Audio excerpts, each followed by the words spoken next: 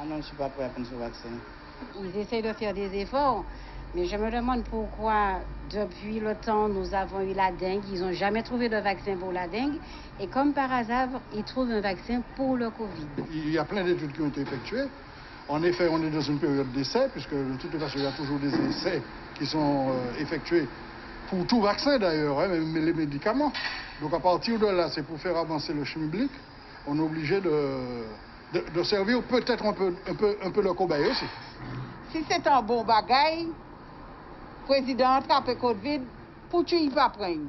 Pour le moment, non, je ne suis pas, comment dire ça, je ne saute pas de joie parce que je me suis dit que ça fait un an qu'on parle du Covid et déjà un vaccin.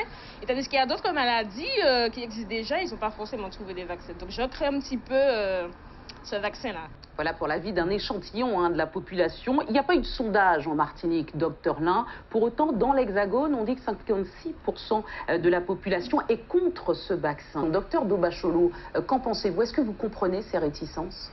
Alors déjà, merci Madame Gonier de m'avoir invité.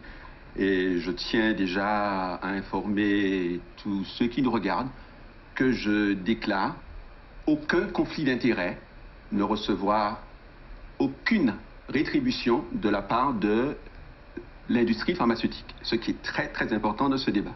Ça montrera de l'endroit où je parle. Pourquoi vous visez d'autres personnes en particulier, non?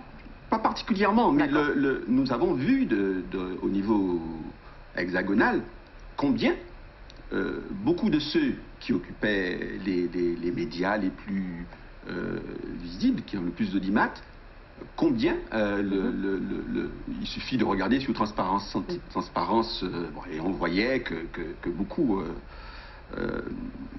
touchaient. Hein, et donc, moi je comprends cette défiance, puisque déjà je dirais que la médecine, c'est déjà ne pas nuire.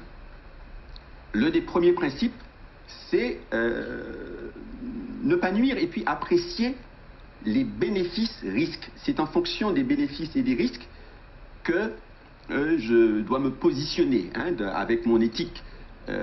Or là, sur la question de la protection individuelle, pas de données. Sur la question de la transmission, toujours pas de données.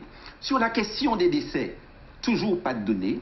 Sur la question de la sécurité, mais c'est la première fois que l'on va administrer une particule totalement inventée, une particule nouvelle. Vous parlez là de l'ARN messager? À l'intérieur d'un organisme humain.